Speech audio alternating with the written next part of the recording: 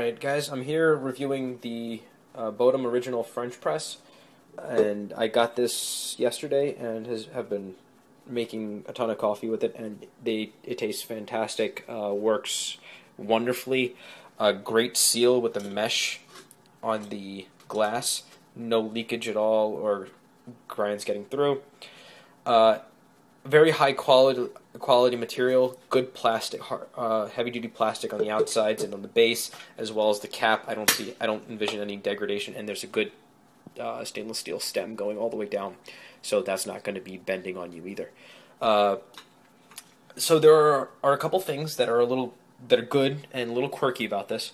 The good thing is, well, I guess the quirky thing is here. First of all, is there's a little protrusion here, which is a clip that holds the beaker in place.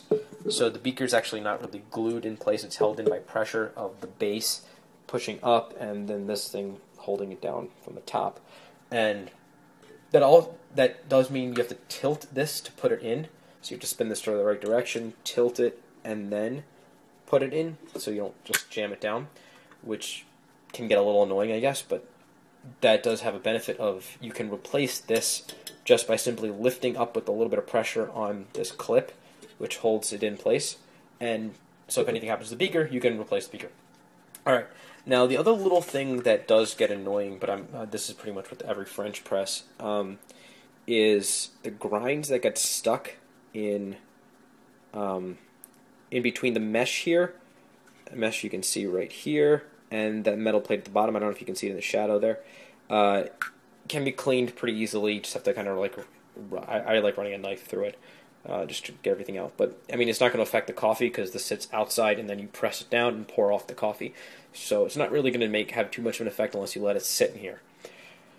Other than that, this is Brazilian style, so you do have a mesh in the front here, and it doesn't kind of lock out like I know a couple of them do.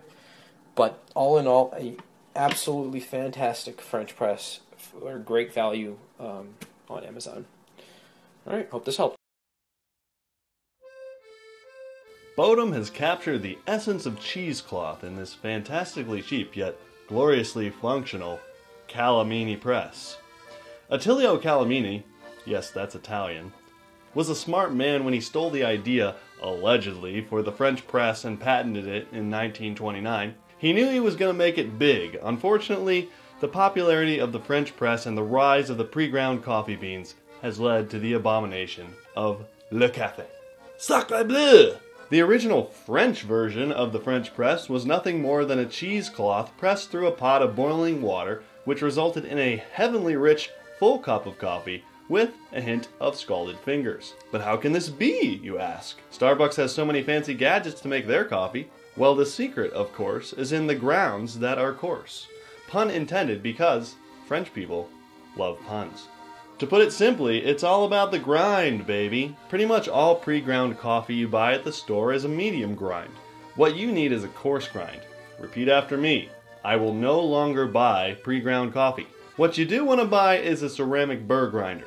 I use this morning grind manual grinder because I know that 60 cranks on the coarse setting gives me the perfect coarse grind of my favorite coffee beans. I could go into all the details of why you're torturing your taste buds with medium grind coffee, but in the spirit of the French, let's just retreat from that conversation. I'm sorry, no offense. Just like the French, oh la la, he's on fire! So before you go out and spend a couple $100 on a new Keurig, do yourself a favor and try this sub-$20 Bodum French press paired with a quality ceramic burr grinder like this one, and impress your friends with the perfect cup of coffee. Check out the step-by-step process in my review.